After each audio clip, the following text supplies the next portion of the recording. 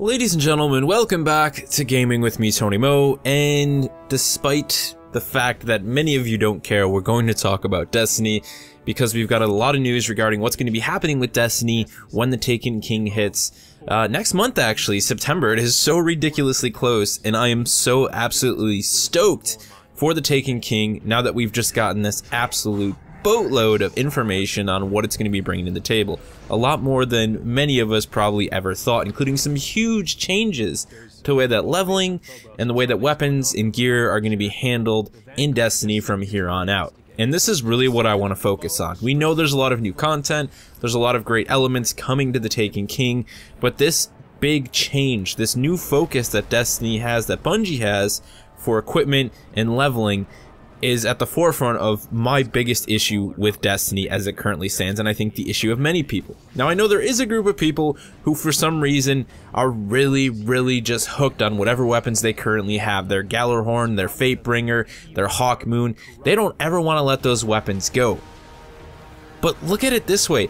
That's not what makes an RPG, a game like Destiny, which is very much an RPG FPS, that is about progression, that is about growing your character, interesting. Who the hell wants to use Fatebringer and Gjallarhorn for the next 10 years? I know I don't. I love those weapons too. I love my Gjallarhorn. I really genuinely do. I love my Last Word. They are amazing weapons. And as we've learned, there will still be places to use those weapons. When you go back and you play the old raids, when you go back and you play in Standard Crucible, these weapons are still going to be relevant, and people who haven't been playing the game since launch and never got a chance to obtain those weapons are going to look upon those weapons as prized pieces of history, essentially. It's the same sort of component that has made, you know, MMOs like World of Warcraft have gear that feels so special, is that, you know, no one ever really used that sword from Burning Crusade all the way through Wrath of the Lich King, but the fact that they might have had it in their vault, and the fact that people knew existed and it was an extremely hard drop, made it special to have.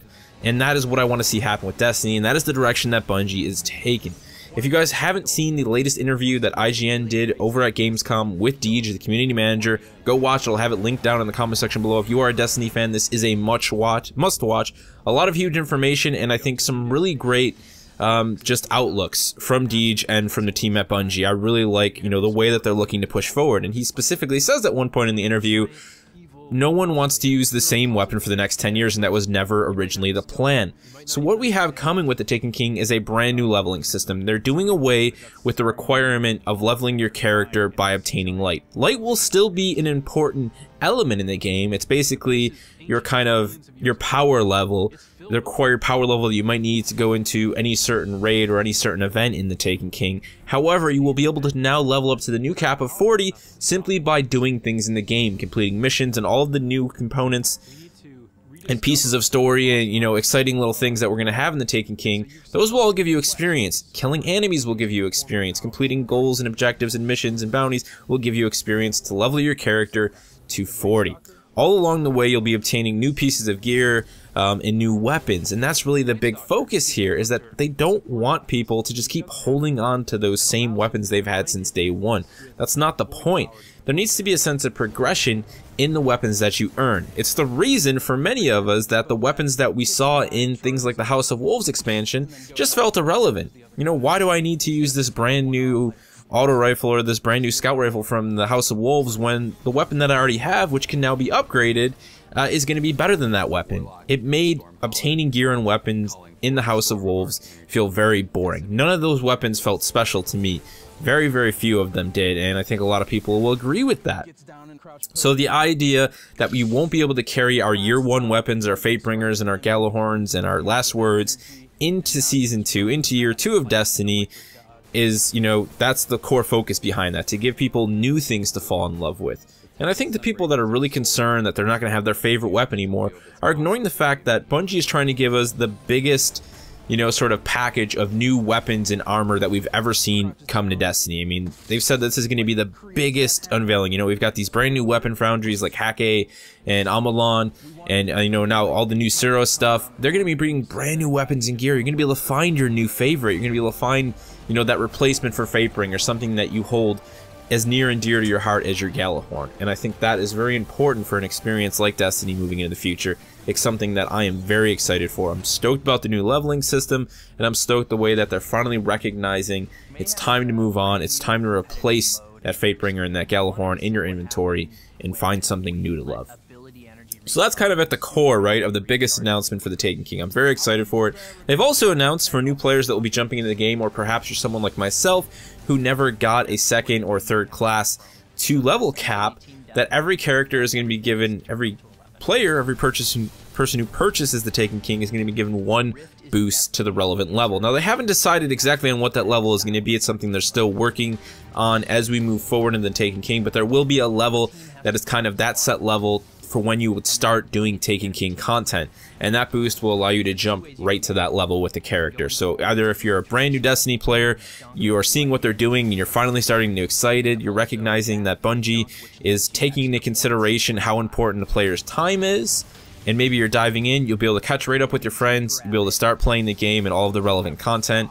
Or if you're someone like me or someone who's a veteran in the game, you might be able to finally, you know, level up that 2nd class that you've never touched. And don't forget that each of the 3 classes now have their own another set of subclasses, so you're looking at 3 subclasses in total. So there's a lot of reasons, I think, to use that boost, whether you're a new player or a returning player. I definitely like the decision there.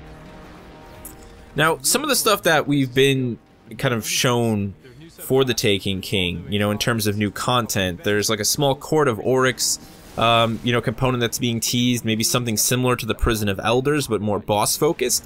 And then there was also something that I found very exciting, and something that I've actually talked about in the channel in regards to Destiny in the past. And I really wanted the idea to be able to, you know, fight sort of random high tier, like elite type bosses, like tier 2 bosses, more often out in the open world. There's now going to be artifacts that can be obtained in the game, which you can use to summon these bosses that can then be fought by your party. I really like that idea. Again, they're taking some of the smarter components that we've seen in RPGs and MMOs in the past, the idea of, you know, random elites out in the open world in something like World of Warcraft, and they're finding a way to implement it into Destiny, and that really excites me. Because I think at the end of the day, the only thing that was holding Destiny back, for me, from being you know, a much more exceptional experience. I think at the end of the day, the core combat in Destiny is phenomenal. It's the thing that brings so many of us back. I love the world, I love the design, I love the sound design. I've talked about this in the past. I really do love the Destiny experience. We all can agree, I think, that it felt a little bit too much like it was wasting a lot of our time from day one. And things have changed. It's gotten better.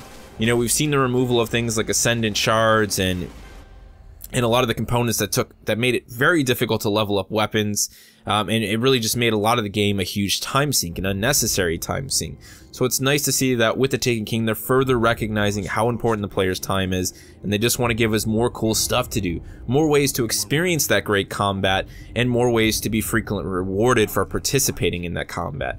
And at the end of the day, you know, just a plethora of ways to continue to level and grow our character as we move forward into the future of Destiny, something that has, you know, a 10-year plan. So I'm excited. I'm stoked to see them make such a massive change. This was something that I felt was almost a requirement to make sure that we weren't just hanging on to the same weapons. It was starting to feel really silly, and I think, like I said, there's a large portion of the community that doesn't recognize just how silly it was because they're blinded by the passion and love they have for those year 1 weapons. I am really stoked about these changes. Obviously, it may or may not change or justify the $40 price tag for the Taken King for a lot of people. For me, it personally does. And a lot of you might recognize the last video I just did, you know, sort of saying that I didn't agree with the $60 price tag for Elite Dangerous's new expansion. But to me, Destiny was a game that was very much feature complete. It may have underwhelmed some people who were looking for something so much bigger and so much more expansive than we ended up getting, but the game has always been feature complete, and this is an expansion that I feel is very much worth purchasing, and considering the amount of time that I have sunk into Destiny, which is well at over the 400-hour mark, $40 for an expansion that will no doubt grant me probably another 400+ hours is more than worth my time and money. Now, I know not many of you guys play Destiny here on the channel, but those of you who do, there's quite a few of you. Be sure to let me know your thoughts on what's coming with the Taken King. I imagine you guys are excited as I am. Are you going to be using that boost for anything? Is there any character or weapon foundry that you're really looking forward to leveling or obtaining moving into the Taken King? And, you know, we also still have a lot more about the Taken King that hasn't been revealed. You know, they've talked about the raid, they've talked about some of the other things, but we haven't really seen every single detail. And luckily we won't have to wait very long because September is not far away, you know, just a few more weeks. About a month now, I would say, actually, and we'll be playing the Taken King, we'll be unlocking new weapons, unlocking new gear, and experiencing everything that this brand new expansion, and really I think the biggest step forward that we've ever seen for Destiny, has to offer. Let me know all your thoughts and more. Any questions, throw them down in the comment section below, and I'll see you on the Dreadnought sometime in September, hunting down orcs.